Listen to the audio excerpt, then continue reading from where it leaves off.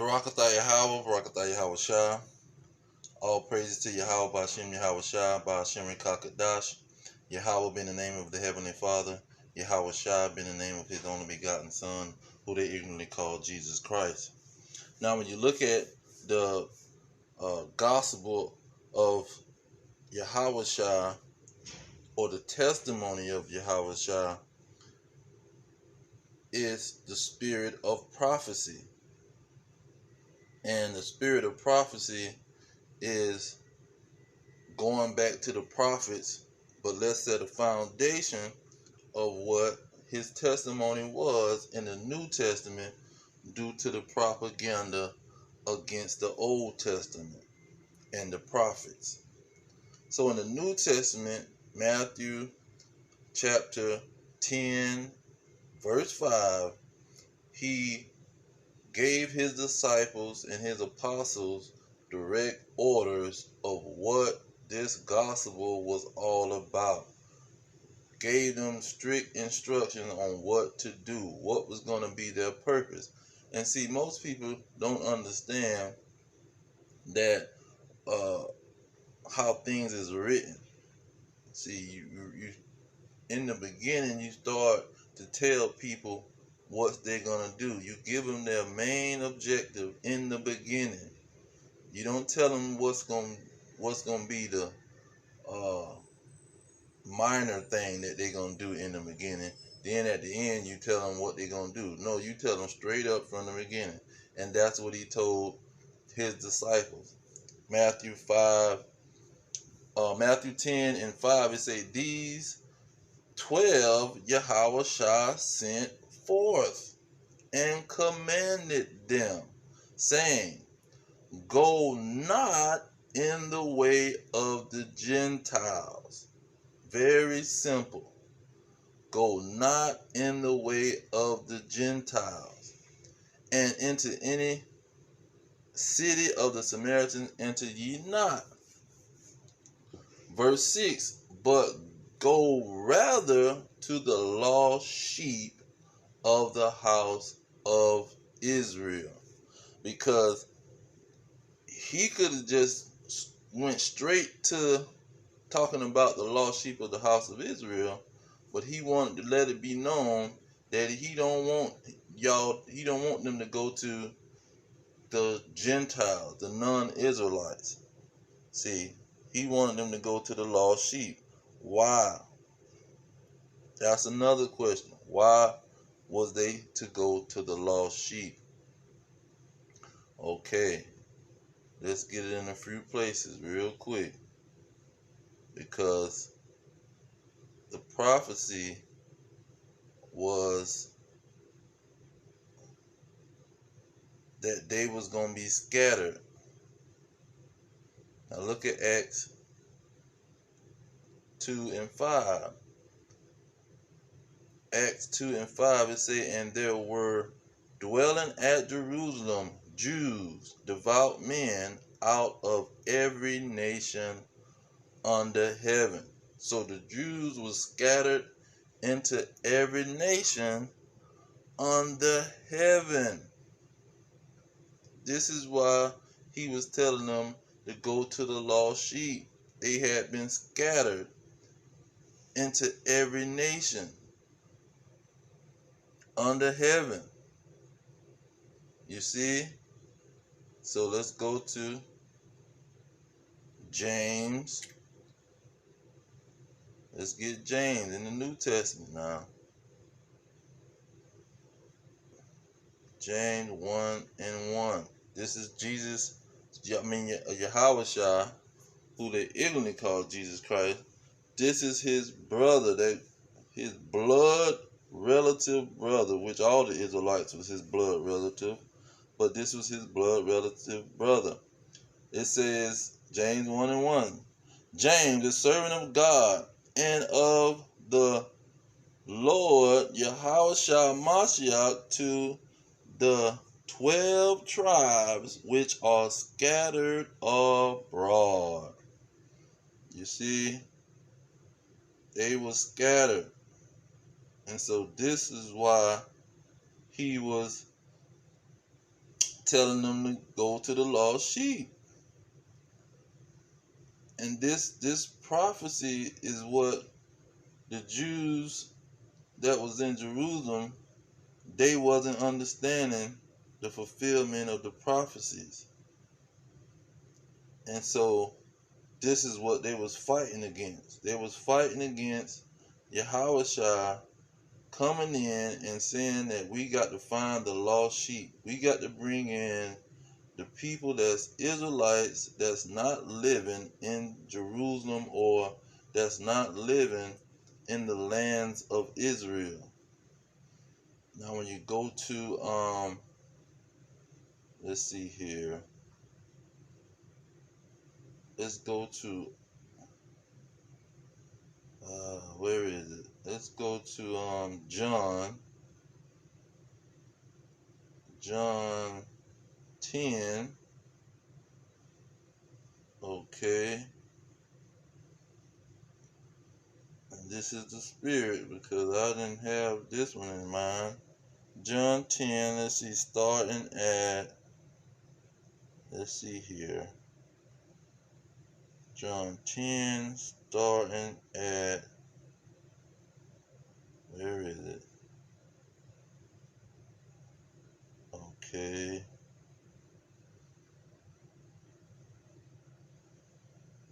Okay, John chapter 10. Okay. Because Yahushua was presenting the situation as he was the shepherd. And the shepherd have sheep. Okay. So I'm thinking I just skip over it. Let's start from verse 1, see if we can run into it.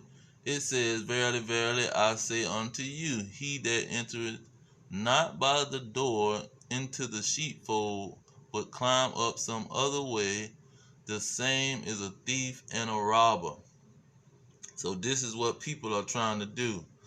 They trying to climb up some other way, but the way that Yahushua presented to his apostles. See, other than the lost sheep. See, they trying to climb up into something when they wasn't the lost sheep of the house of Israel. They trying to climb up a different way, saying we ain't got to be the lost sheep of the house of Israel. Okay? And so he says, let's try 16. He's saying, and other sheep I have. This is John 10:16.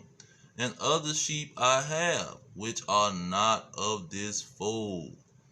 See, this is not talking about other nations. He's saying the lost sheep of the house of Israel. Other lost sheep of the house of Israel do he have, which are not of this fold, them also will I bring, and they shall hear my voice, and there shall be one fold and one shepherd. This is the fulfillment of Ezekiel 37. But the people don't know the history, and they just jump into the New Testament and thinking he talking about any sheep, any person that followed him could be a sheep. No, the sheep was the lost sheep of the house of Israel. See, these are strict instructions. And even all of the Israelites wasn't going to be able to follow him because he said, let's see here. His sheep shall hear his voice. Only the sheep that hear his voice was going to be able to follow him. Where he says? He says, look at John 10:3. To him the porter opened, the sheep hear his voice, and he called his own sheep by name and leadeth them out. See, he called them by name, the lost sheep of the house of Israel. He didn't just say any sheep can just, anybody following him can be his sheep. No, you had to be called by name. That name was the lost sheep of the house of Israel. You see, but we got these people that want to do something different.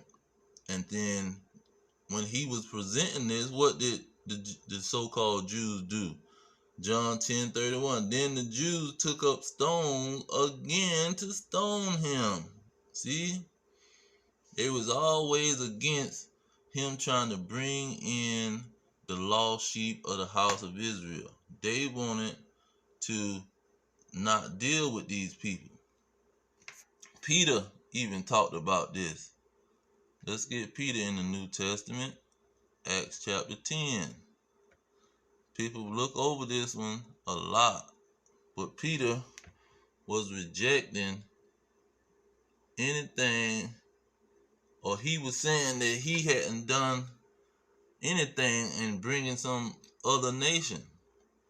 He said in Acts 10:28, and he said unto them, ye know how that it is an unlawful thing for a man that is a Jew to keep company or come unto one of another nation. See, way after Acts, when the Jews that dwelt among the other nations came back to Jerusalem to observe the feast, he knew all of those was Israelites. And he's saying he didn't come into, he said it was unlawful for them to keep company or to come unto one of another nation. You see? And he was saying he haven't done that. So this is the whole situation. And the Jews was fighting against this.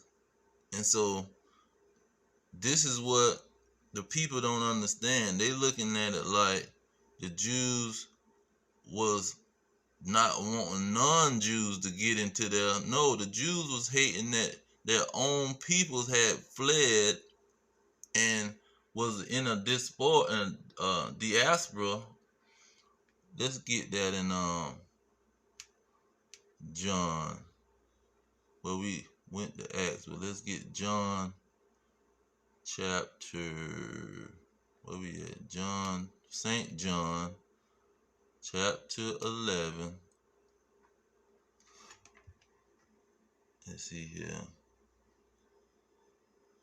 50. Because Caiaphas, he talked about the prophecy. See, they all going back to prophecy, to Ezekiel 37 and Hosea 1 and 10. It says, John 11:49, and one of them named Caiaphas, being the high priest that same year, said unto them, ye know nothing at all, nor consider that it is expedient for us that one man shall die for the people, and that the whole nation perish not. And this spake he not of himself, but being high priest that year, he prophesied that Yahushua should die for that nation. Verse 52, and not for that nation only, but that also he should gather together in one the children of God that were scattered abroad. See, this is who these people didn't want to believe that prophecy that was being fulfilled. They did not want to bring in these other people. Okay, let's get St. John 7, around about the 30, not the 32nd verse, the 38th verse, nope, the 28th. Okay, no, not the 28th verse. Let's see here. 35. St. John 7:35. Then the Jews said among themselves, whither will he go, that we shall not find him? Will he go unto the dispersed among the Gentiles to teach the Gentiles? See, they was calling their brethren who had been dispersed among the Gentiles. they did not consider them to be Israelites. And even Yahushua was saying if the brother don't want to hearken unto the laws, consider him a Gentile. That might even been, no, that might have been in Matthew, or Matthew 5. I'm thinking he was talking about considering it. Oh, it was saying, if you had a problem with a brethren, if he don't want to listen after you take 2 or 3 witnesses, then cast him out as a Gentile, pretty much. That might have been Matthew 18. Let's see if we can run into that one real quick, because this is what they did. They considered the there it is, Matthew 18:17. He said, if he shall neglect to hear them, tell it unto the church. But if he neglect to hear the church, let him be unto thee an heathen man and a publican. So even Yahushua was telling his disciples this rule: if they neglect to hear thee, then cast them out as a heathen man, as a Gentile. So this was the custom that the Israelites was having, that they people that wasn't following the laws and wasn't wanting to uphold being an Israelite and what it meant to be an Israelite, to keep God's commandment, to make them to look at them as a Gentile.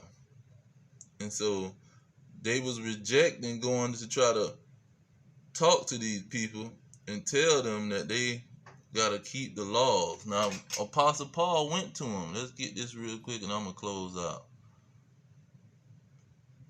Apostle Paul was going to them, Acts 21.